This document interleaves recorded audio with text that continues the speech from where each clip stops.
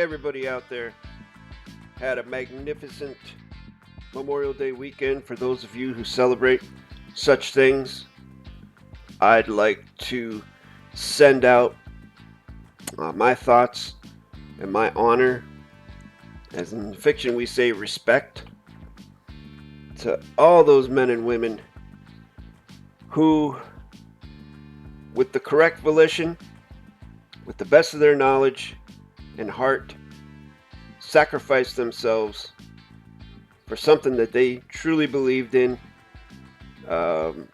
good against evil, all that stuff, so that folks like me, and maybe perhaps folks like you, could enjoy such a weekend with good weather, putting some stuff on the grill, having a couple drinks, listening to some music, having family gatherings, all these types of stuff, picnics. I mean, thank you. Thank you to the troops and to those folks who served with the best of their volition. Thank you. I salute you. Funny story. Not funny, haha. Well, maybe some people might think it's funny, haha. But when I was around 20, 21 years old, I tried to join the military. I had a recruiter coming, talking to me, and my idea was to join the military and join infantry, because I wanted to fight. And also because at the time I was told that infantry was 2 years.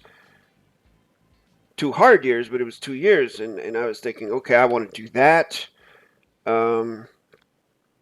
So then I can see if I like it or if I don't like it. Because I had also attempted to become a state policeman. I remember there were 3 tests you had to go through. I went through the first one. I had an interview with a female state trooper, and she told me, she said, "You're prime candidate. You're the right age. You're physically fit. You do martial arts. You fairly sharp, and hey, come back for the second test."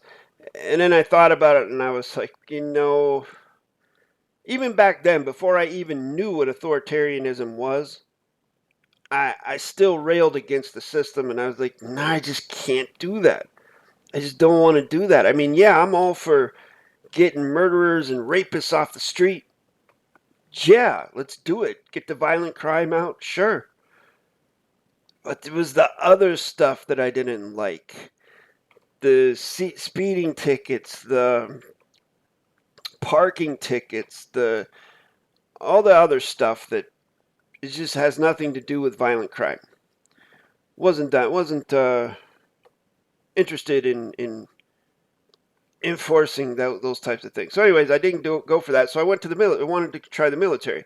And my recruiter, I remember his name, Staff Sergeant Moore, he told me, well, man, we got bands in the Army, because I played guitar and I was in bands and stuff. And he's like, you can join a rock band.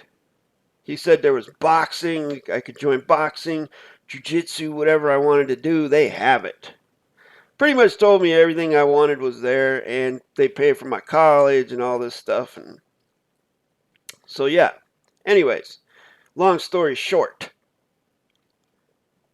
at like 3 o'clock in the morning, I drove an hour away to meet him at his base, and I listened to ABBA, Gold. Love that CD. Sort of a greatest hits thing. Got in the car with him, and we picked up another individual. And then we went to an Air Force base outside of Pittsburgh and stayed there for the night. That was crazy. That was crazy. I mean, I was there to join the Army with an eye towards, being SF and things like that. Just an idea. I wanted to do that. Was interested in that. And I'm walking through there, and all these Air Force guys are hanging out the window, yelling stuff at me, like terrible stuff. What is this? Because I was always told the there's branches of the military. There's the Army, the Marines, the Navy. Those are the branches of the military. And then there's the Air Force. I was always told that. So, anyways, little joke there. So then I go to the MEP Center in Pittsburgh, and the staff sergeant told me before I went in there, he said, hey, he's like, I've given you the red carpet treatment up to here, but when you go in there, it's a different world. So keep that in mind. You're going to be treated differently. So I went in there and went through all these, what I would term humiliating tests and examinations. Okay. And one time when I was 18 years old, I was lifting very heavy. At the time, I weighed about 165 pounds, and I wanted to gain muscle and get up to 200 pounds was my goal. So I quit drinking alcohol, quit smoking cigarettes, everything, quit partying, and just lifted weights and ate calories. I ate like 4 or 5 meals a day, plus drank this Mega Mass 2000 protein shake. Those of you from remember back then, Joe Weider's brand. It was a big dog food bag. Anyways, I did that, and I got up to 200 pounds. But during the process of doing that, I was squatting in the gym, and my knee blew out. Like, my knee gave out. And this is a knee that, you know, goes back sort of like a motorcycle injury. When I was a kid, when I used to ride three-wheelers and motorcycles, I would wreck or lay the bike down, and it would always be on my left knee. So I had an injury. They found out about it. And I had to get x-rays right there on the spot. And then they said that I had to go to a doctor because of the x-rays and this and that. And not only that, but during the process, I had someone screaming in my face. And as an 18 or 19 or 20-year-old, however old I was at that time, I wasn't having it. I realized right then and there that I'd end up in the brig. Because there's no way I would let someone in my face screaming like that without swinging on him. At that time. Just let stuff bother me. I was a young kid. And I was into, you know, martial arts and all that stuff. Anyhow, I ended up not joining. And it really soured me on that whole authoritarian construct and sent me down the road that I went down. But I do have the highest regard and respect and honor for those folks who possess the capacity to serve and follow orders under duress in situations and do the correct thing in those situations to protect their lives and the lives of their fellow soldiers in the field. That takes a lot. It takes a lot. I know it does. I have a lot of friends who are military. So much respect to you. Thank you. Memorial Day. Wow. 8 minutes of that. Okay. Getting on to the point of this video that I'm recording right now. Normally I will do these checks and balances videos in a car. But I decided I don't want to really do that right now.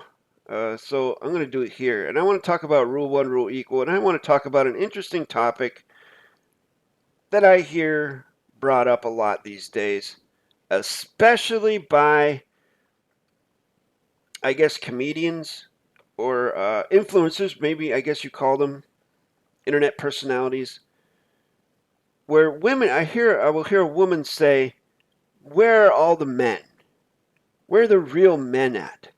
Why can't we find a real man these days? Okay? This statement usually comes from a woman who has a job, is single, has their own place. You know, they are the master of their own construct. Probably single mother, divorced type stuff. This is coming from that, all right? Now, on the surface, it's like, yeah, where are all the real men? Going back to the old categorization, the logical fallacy, the black or white logical fallacy, the either or, alpha, beta, which, by the way, if you're interested in such categorizations, a good thing to look into is the new male classification system, which I think I only just recently heard about this. You have the Alpha, Bravo, Delta, Sigma. I can't remember the last one. But Beta isn't even in there. Oh, Gamma. I think it's Gamma. Look those up once. And it's a much better system of explaining men in this current society. So back to my point. Here's my answer to that. Where are all the real men? I counter that with Rule-1, Rule-Equal. Where are all the real women? First, we have to define, give closure to, give a meaning to what we mean by men and women. What constitutes a real man? What is it? That he's a leader? I don't know. He makes a lot of money? Does that make a man a real man? That he opens doors for the opposite sex? That he carries old ladies' groceries, helps them across the street? Is that a real man? Is a real man someone who knows how to fight and comes to the rescue? Is that a real man? I don't know. What is a real man?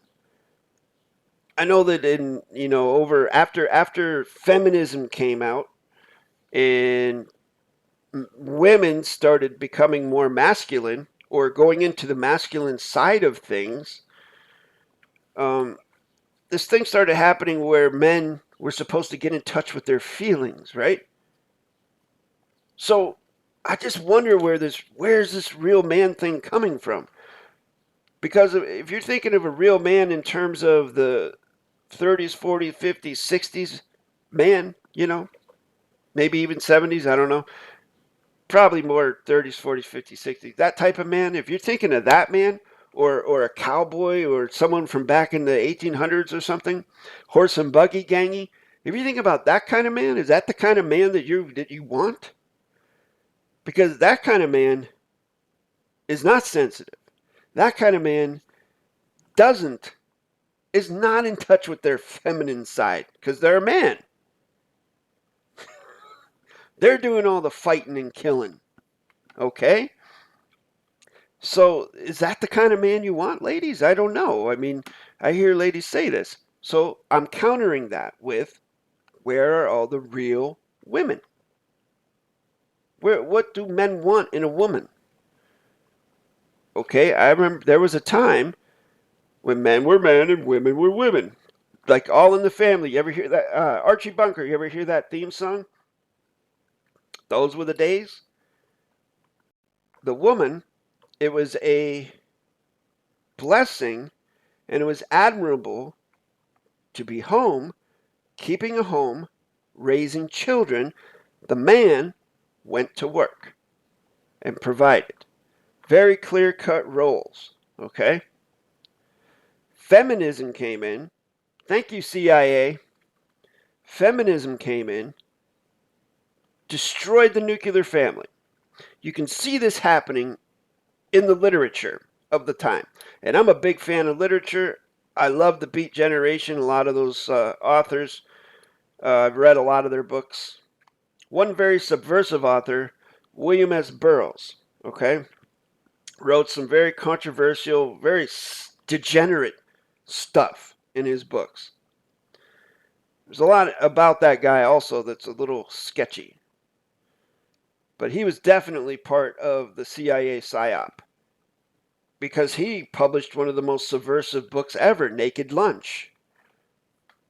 But he said, we got to destroy the nuclear family. And he was also a homosexual, okay?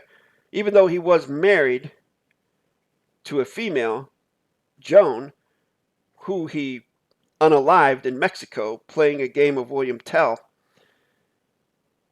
But he was homosexual, and he made no bones about it. He was also a pedophile, okay?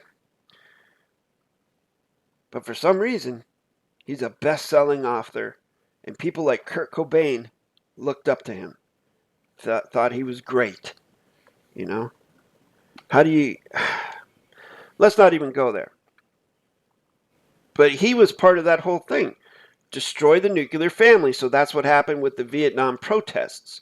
When people came out and were protesting the Vietnam War, there were some genuine folks who were like, we got to stop this.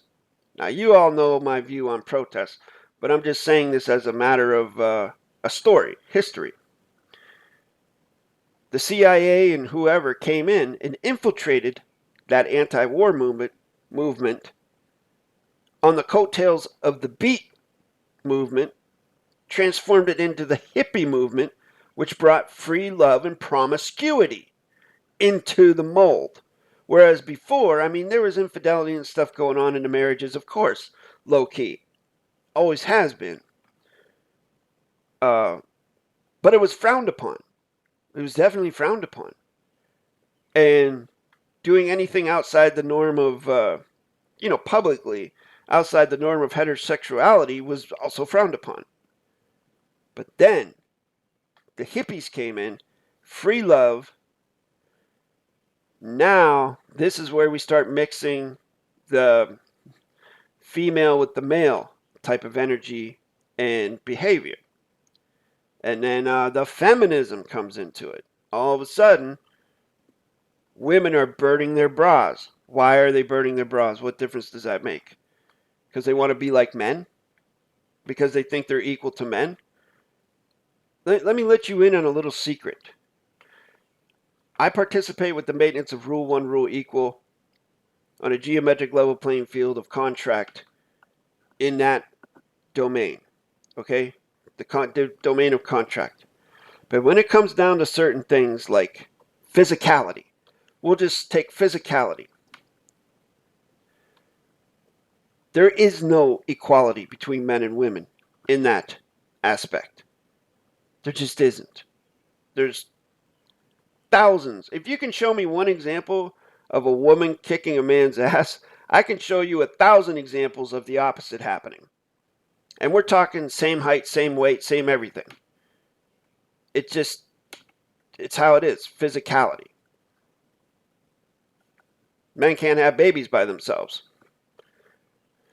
So everything here on this earth has a purpose. I firmly participate with that concept. Men and women have a purpose.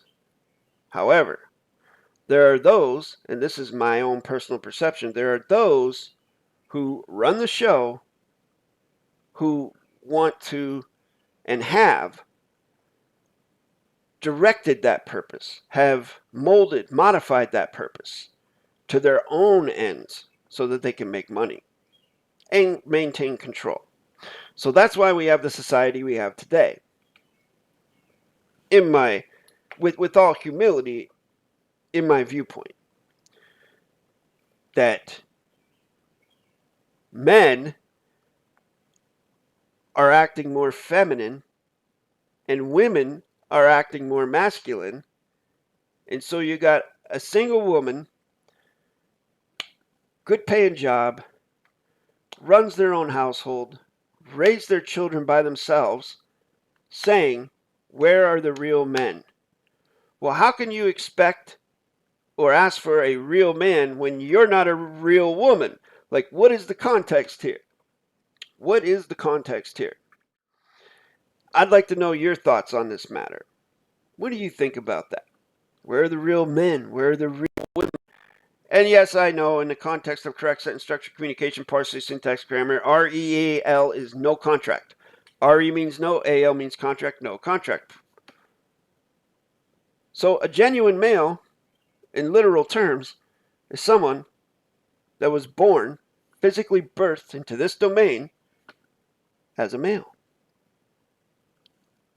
A genuine female is someone who was birthed into this physical domain as a genuine female. And then, of course, there's that very rare third gender, the hermaphrodite. That's it. That's what we have here. So that's a little lesson in Rule 1, Rule-Equal, folks, from me to you.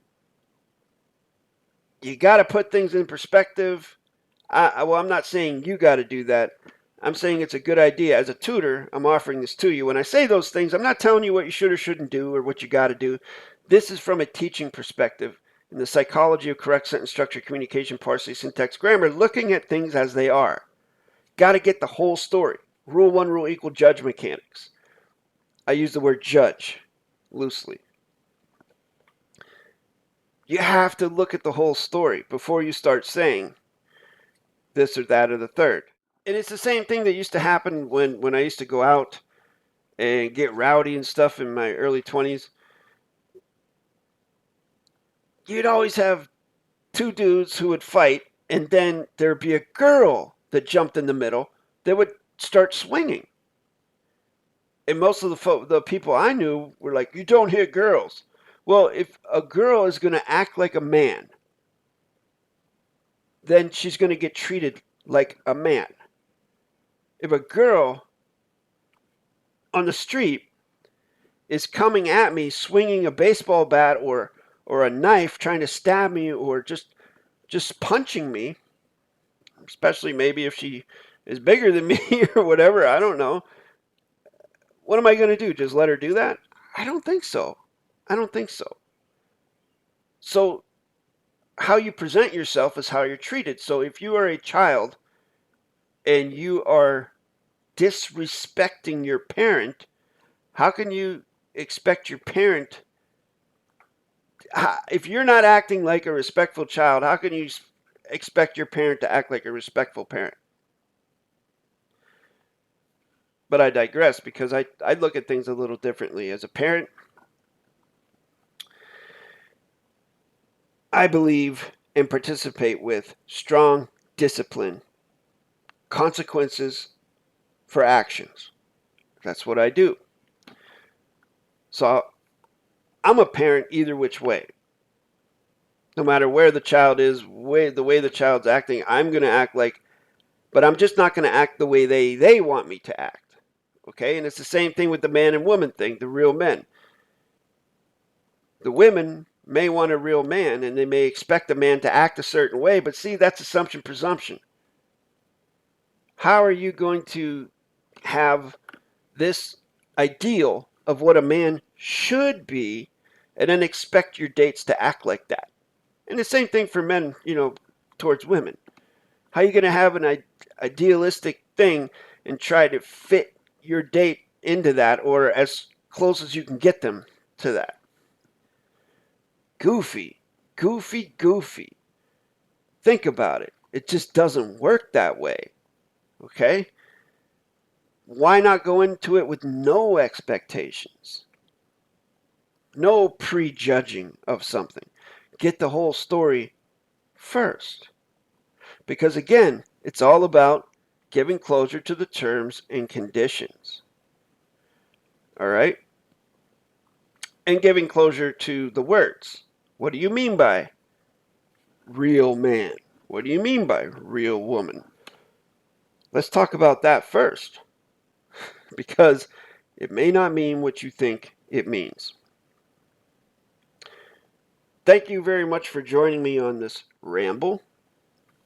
I will do my best to keep creating content on this channel as much as I can and getting it out there, and also do some more grammar videos because I haven't done one in quite a while.